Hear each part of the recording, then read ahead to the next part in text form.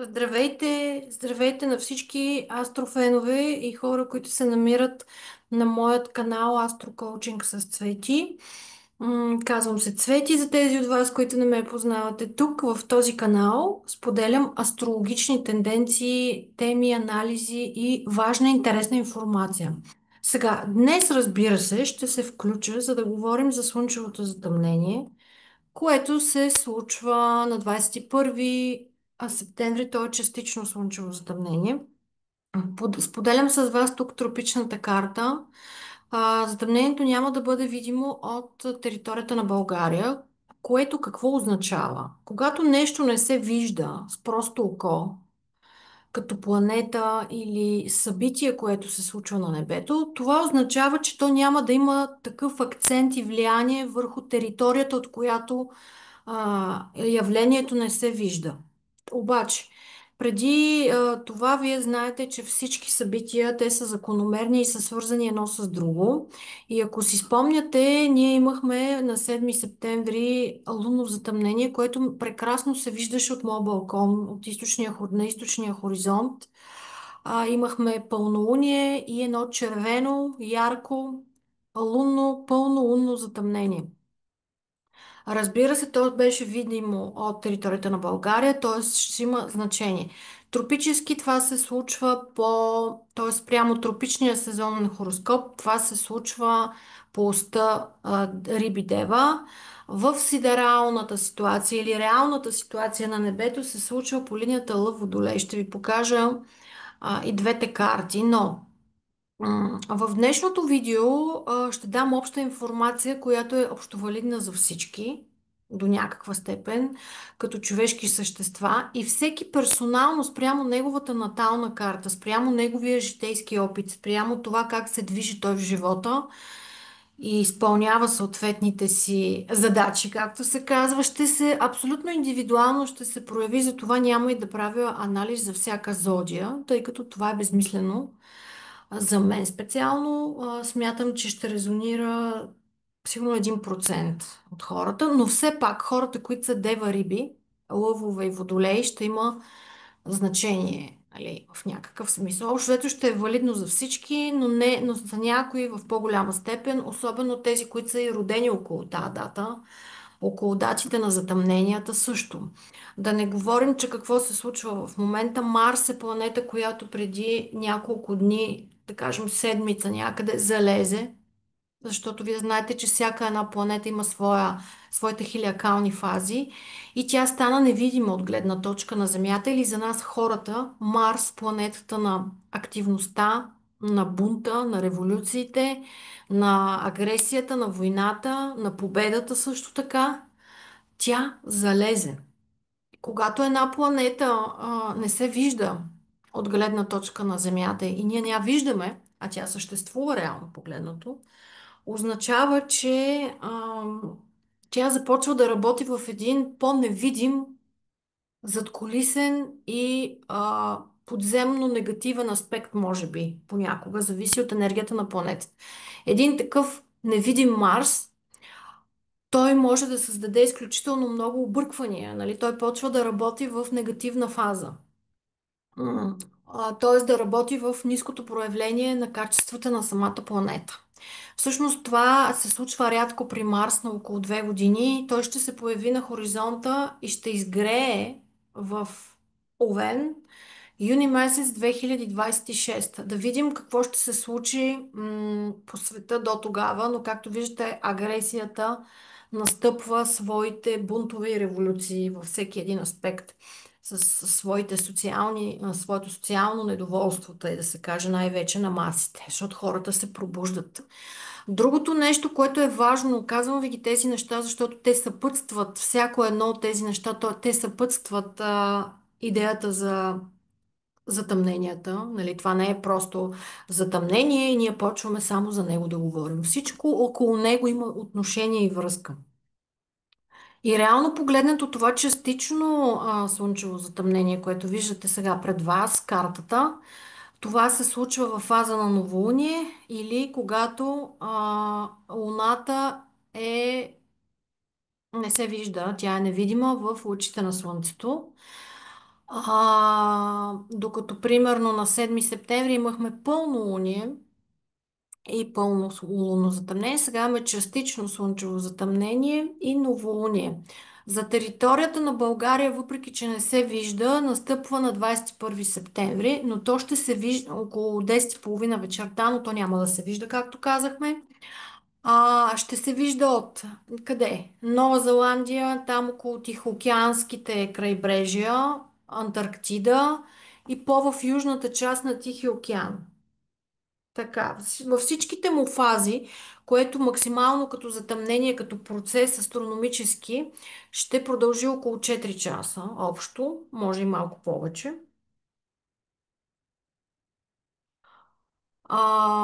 Като исках да кажа, че не е достатъчно да се види от България, нали, в такъв смисъл. И изкочи ми какво исках да ви кажа от главата, тъй като днеска искам да ви кажа много неща. М, Така случва се вечерта, нали, говоряки за България. И да, тази фаза на Луната, която имаме сега, тя ще виждате къде се намира. Тя се намира в 20 тропически, нали, 29 градус, вижте, 28 29 градус, тук ще се случи в Девата. Нали, това е важно да се има предвид.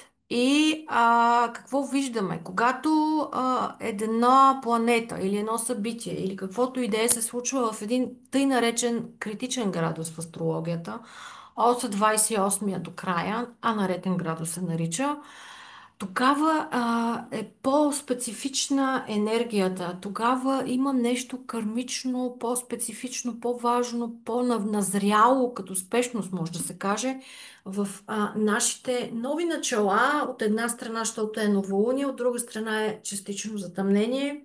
Затъмненията, те дават новите начала, но те ги дават в рамките на до 6 месеца, една година и то като процес, не като отделно събитие. Не може да ние го гледаме и отделно, но винаги трябва да го гледаме като част от океана, както се каза. Виждаме какво ви прави впечатление. Това затъмнение е в опозиция с Сатурн, планетата на кармата, на структурата, на стабилността, на статуквото, на процесите, които са свързани с Земята като цяло и въобще с земните процеси и задачи, които ние имаме. От друга страна, това е свързано и с въобще земната твърд, нали, като земя, като процеси. В опозиция с Сатурн виждаме, че се случва въпреки, нали, Нептун, Уран и Плутон. Тук вижте как формират а, така опозиция с Нептун и с Сатурн, но се оформя тук едно хвърчило, ако го виждате много хубаво, хармонично. Оран, Плутон все пак хвърлят тригони, хармонични аспекти към това затъмнение. Какво виждаме още? Меркурий е в лъчите на Слънцето невидим, т.е. той е насреща с Бога, така да се каже, но той често пъти е невидим. Марс е невидим и нещо много интересно, което в този софтуер вие не можете да видите, че е хилякално, т.е.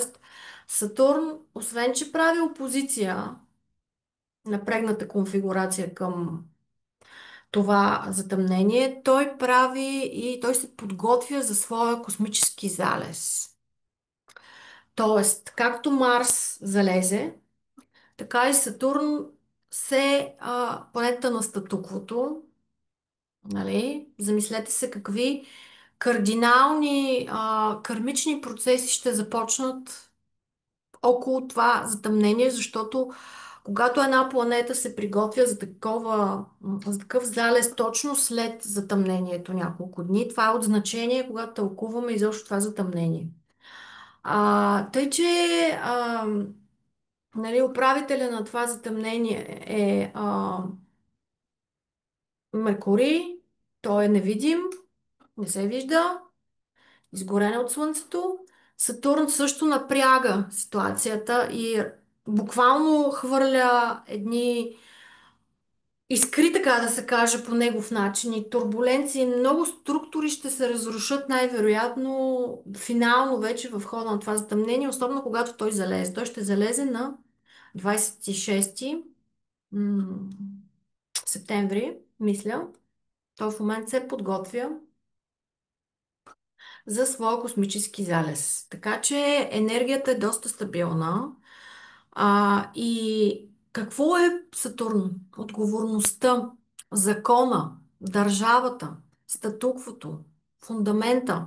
В момента, в който залезе този Сатурн, всичко ще се разпадне. Вие виждате по целия свят как се разпадат правителства, как агресия, как недоволство, социалните пластове, нали, на нещата се променят.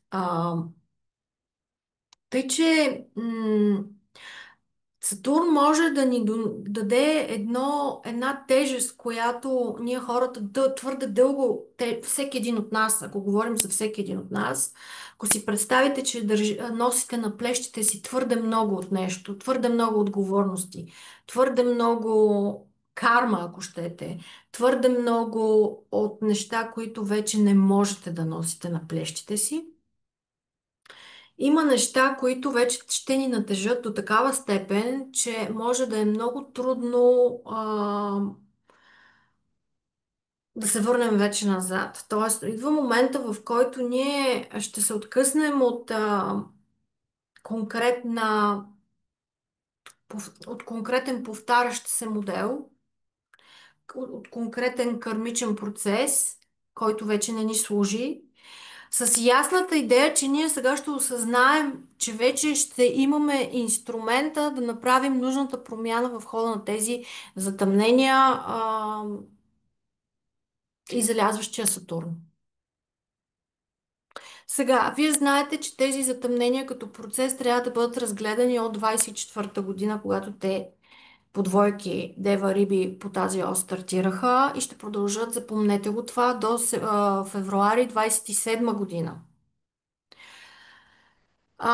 Това сега септемврийско частично слънчево затъмнение е единственото слънчево затъмнение самостоятелно. Останалите са в комплект лунни с лунни затъмнения. А това е четвърто затъмнение в този комплект, ако може така да го кажем, по тези двойки, в които се случва. И се случва отново да кажа в 29-я градус на тропическа дева, и имайте предвид, че винаги астрологията се връща назад, за да види какви събития са се случили по време на такъв тип затъмнения през годините. 87-ма имало такова нещо и преди това 68-ма година съм проверила. А, какво е като есенция, като природа, като характеристика на едно такова затъмнение, какво би значило за нас? Би значило, че в знака на Дева, първо всички деви и риби казахме, че ги касае пряко тази линия от затъмнения.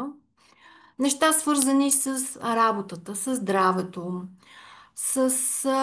да не говорим, че с този залязващ. Значи хората, които са родени с невидим Сатурн, за тях това ще бъде от важно значение. От особено важно значение това затъмнение също, независимо кой зодиакален знак са, защото точно ще се случи слънчевото затъмнение и Сатурн ще залезе, както казахме. Това е от изключително важно значение, имайте го предвид. Който е роден с невидим Сатурн, също и в момента имаме невидим Марс.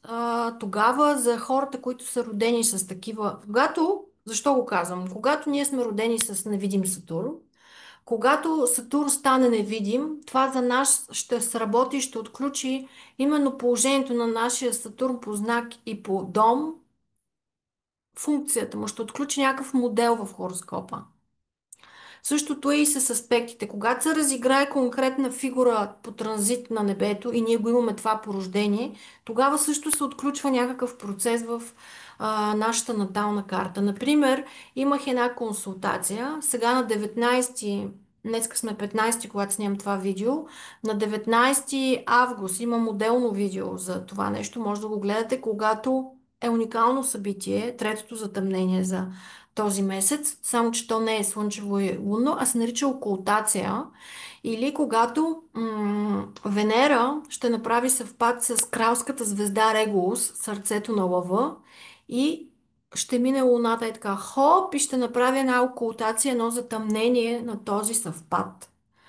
Тук това е важно за жените, изключително важно, или за хора, например, имах клиентка, която е родена с такъв съвпад на Венера с Регулус и това пряко я касае, защото се случва, освен всичко, на рождения й ден сега, на 19, което е изключително важно като знак, знамение или ситуация, което ние не трябва да пренебрегваме тези фигури, които се случват на небето.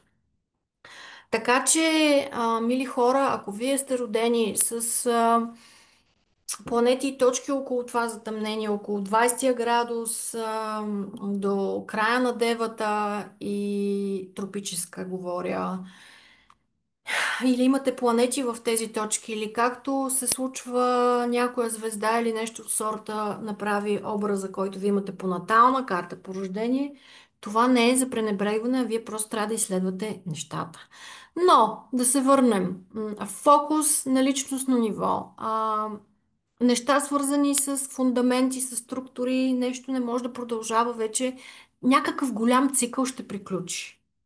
Както виждате по света ще приключи на структури, на фундаменти на държавно ниво и политическо, а в личен план при нас, дали ще е свързано с семейство, с изплащане на някакъв кърмичен дълг, който вече е анулиран, също трябва да се види.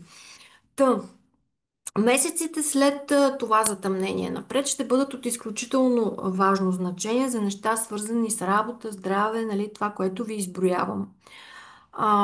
Естествено, ще се постави и някаква нова точка на нов процес, паралелно с това. Трябва да се отбележи а, детайла да се види. Тук ще трябва да видим хем голямата картина, хем детайла. Физическата форма, как изглеждат нещата в 3D, как точно се позиционира, ако трябва да вземете някакво ново решение, как вие се виждате в тази ситуация.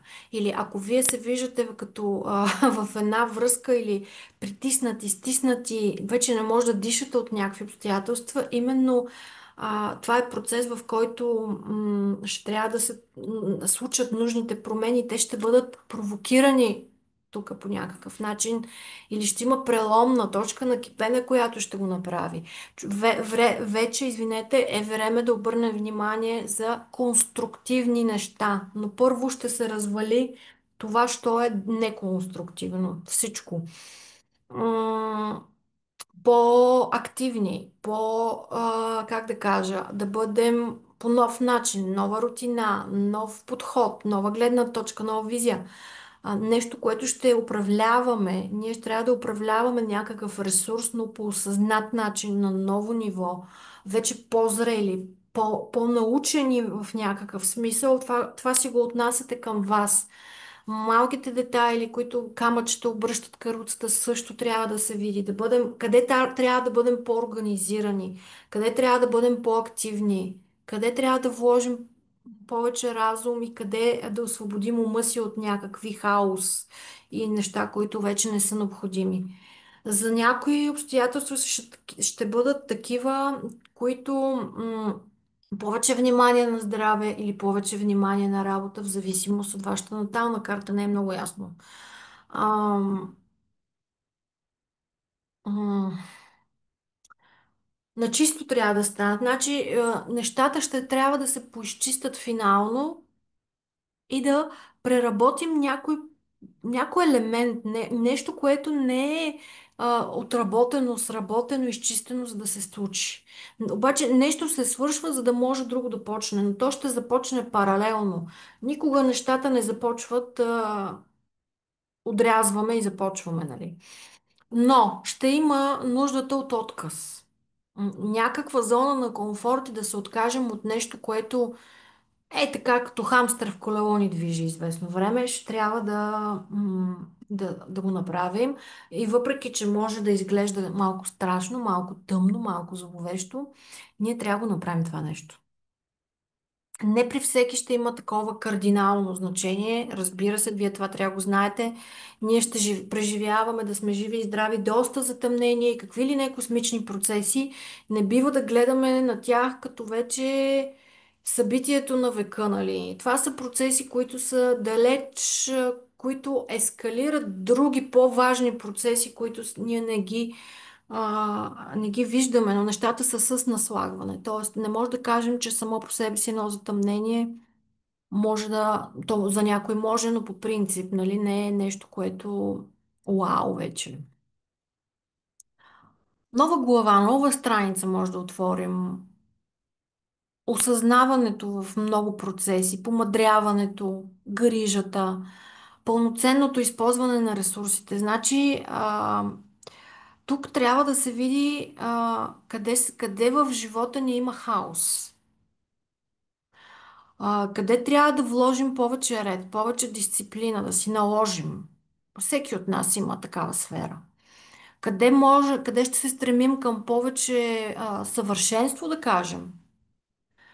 А, Тук така рибите, те свързани с състрадание, с карма. Много от нас може да чувстват една така силна вина в някакъв аспект, но тук може и за много от нас да излезе и ново призвание, нещо ново, което в следващите 6 месеца, да кажем, или до края на тази година, или малко по-напред да излезе като нова линия вече на проявление. Някой може тотално да сложи ново начало. Големи промени, голямо развитие в личен план може да се случи. Вижте къде в кои домове ви се намират дева риби, за да видите къде ще бъде този ресурс, който трябва да се управлява. Не всеки ще го усети, както казахме, с такава интензивност. Може да пишете под това видео кой как се чувства и какво е преживял. Зависи личните ви планети, как се активират от затъмнението и тогава ще има значение как на дълбоко ниво вие ще ги усетите и също ще ги усетите ли. Но при всяко положение хора значи важни промени в живота, които ще бъдат от полза далеч от след този лунен цикъл. Нали? Не говорим за 3 дни или за 20. Такива обстоятелства може да има при някой, че да трябва да обърнем така силно внимание на теми, които сме замитали под килима, така да се каже. Намира се до нодалната ос близо. Това е 29-я градус. Това е близо до оста. До южния възел в Дева се намира това нещо, което е свързано с миналото до голяма степен. Имайте предвид, че Сатурн ще има изключително важно влияние около това затъмнение и това е много кармично, понеже аз много, така като видя едни гръмки заглавия в интернет, карма, затъмнение, вау, но да, действително, без да слагаме някакви вау, гръмки думи, под кармичност има предвид, че определено ще се случат значими неща в нашия живот. А, Бих казала, че неща, които се случват около Южния възел, опашката на драконата е наречена, или кармичните процеси в минал план, в минали животи, минали действия и намерения, тук малко е по-предизвикателна енергията, защото пък Сатурн, който ще залезе и който е в опозиция, той пък също се занимава с миналото и с кармичните процеси, е господаря на времето, нали така? Тоест, тук имаме двойно подчертана ситуация, която показва финално пречистване, изчистване. И ако го погледнем в глобален план, първо, девата е свързана с плодородието, изобилието и събирането на реколтата или въобще с плодовете на нашия труд или плодовете и зеленчуците или въобще растенията в наземен план. Сатурн е свързан с Земята, Девата е земен знак. Тук може да има и доста сътресения на всякакви тектонични пластове дори. Но ще трябва да се откажем от нещо по този южен възъл. Просто трябва да се откажем от нещо, което тотално, то не да се откажем, то ще приключи. Трябва да видите наистина къде някои хора наистина може да се чувстват изключително изтощени по някои теми от техния живот. Просто вече да уморени и физически, и психически, и емоционално, да нямат вече сили да чакат нещо да се случи в техния живот или да правят нещо. Но тук идва момента да ги успокоя, че този процес би трябвало да се финализира скоро. Просто приключва, наистина. Това е двойно подчертано. Казахме, че това е четвъртото затъмнение от тази ос, нали, Дева Риби, което започна от септември, стартира с Риби 24-та година, а сега се случва, казахме, отново чуйте, 29 градус и 5 минути в Дева, но то няма да се вижда от територията на България, но все пак всички, които са родени с лични планети, точки, важни в около 24 до 30 градус на мутабилните знаци. Кои са те? Близнаци, Дева, Стрелец и Риби. От нула, слушайте, от нулев до четвърти градус на кардиналните знаци Овен, Рак, Везни и Козирог. Значи от 24 до 30 Близнаци, Дева, Стрелец, Риби и от кардинални от 0 до 4-5 градуса Овен, Рак, Везни и Козирог, да не изпусна някой. Това са знаци в тропическия зодиак, сезонния, който ние виждате пред вас. Така че ще има голямо значение за тях. Сега, от полза би било да си спомните затъмненията, които се случиха от най-скорошното, ще кажа, към най-далечно, което може да ви касае. Значи, периода 2015-2017, периода 2006-2008, назад няма смисъл да връщаме повече. Да видите темите 2015-2017, пишете ми под коментари кой какво му се е случило, за да видим темите. Имат значение към този цикъл. 2006-2008, за да обмислите именно темите, които са били засегнати тогава и по-ясно да си представите и да получите едно разбиране какво означава настояща поредица от затъмнение. Казахме, работни, здравословни стремежи, във връзки може да е, но говорим за някакъв ресурс и потенциално за процес, който финал, това е голям процес, който приключва по Южния възел. И какви са стъпките, които трябва да се предприемат. Но със сигурност, мили приятели, ще имам обстоятелства, които може да са такива, че буквално там, където живота ни е безпорядък, празно е, няма нищо, изтощени сме, не се случва нищо, каквото и да правим. Там е темата, която най-вероятно, като погледнем в наталната карта, евентуално ще има неща, върху които трябва да се работи и започва новия процес, новия цикъл. Конструктивно трябва да погледнем за нещата. Сега ще ви кажа още по-подробно, защото постоянно ме питате какво по-точно и затова правя това видео, за да ви е по-точно ясно. Аз съм Дева, за да ви е ясно, точно и конкретно. Здраве. Как гледам на здравето си? Имам ли проблем, който замитам под килима? И какво трябва да елиминирам, за да съм по-здрав? Това включва и дух, душа и тяло да са ви в равновесие, което включва спорт, диета, хранене, поглед върху живот, нали, цялата уелнес част, която е важна.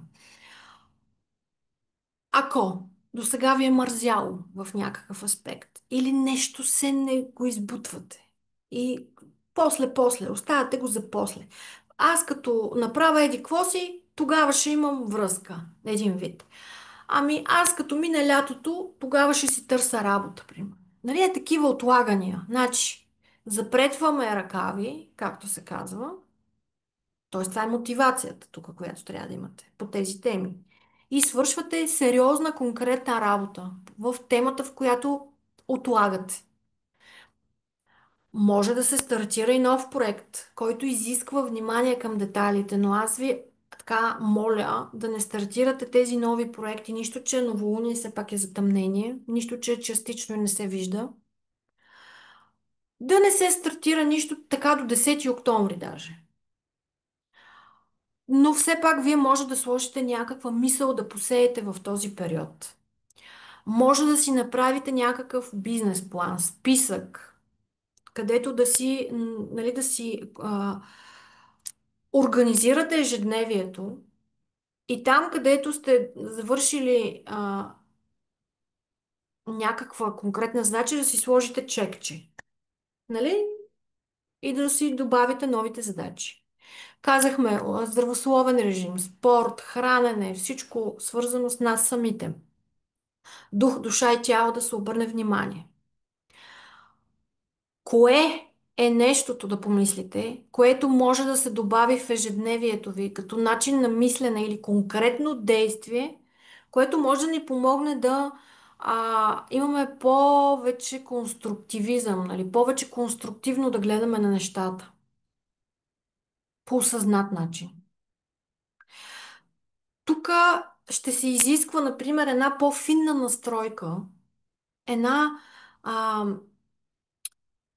повече усилие, за да можем да организираме ежедневието си, т.е. както се настройва един музикален инструмент, да има най-добрия звук. Нали? В такъв начин, ако ние сме един музикален инструмент, ние да настроим на финните нива на душата и на полето и на финните нива на нашите струни, на нашата душа и умовете си да излезем от хаоса, в който се намираме. Много е важно.